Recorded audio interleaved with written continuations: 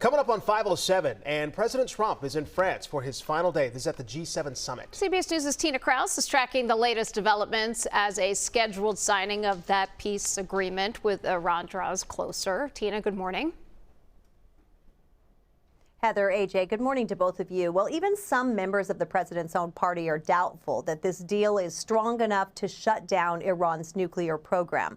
Many Senate Republicans are taking a wait-and-see approach ahead of Friday's ceremonial signing of an agreement to end the war with Iran. President Trump posing for a picture with world leaders at the G7 summit as he sells the U.S.-Iran agreement as a positive step forward. Iran will never have a nuclear weapon. And it says it loud and clear. They're not going to develop it. They're not going to buy it. They're not going to do anything with it. The text of the deal to end the war with Iran has not been made public, with an in-person signing scheduled for Friday in Switzerland.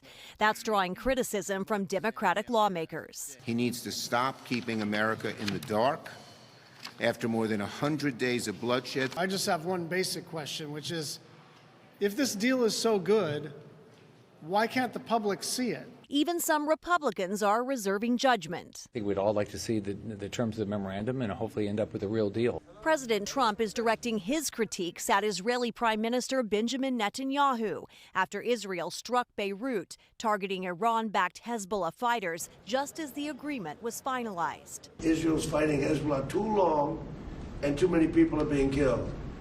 And you don't have to knock down an apartment house every time you're looking for somebody. Netanyahu is vowing to keep forces in southern Lebanon as long as needed,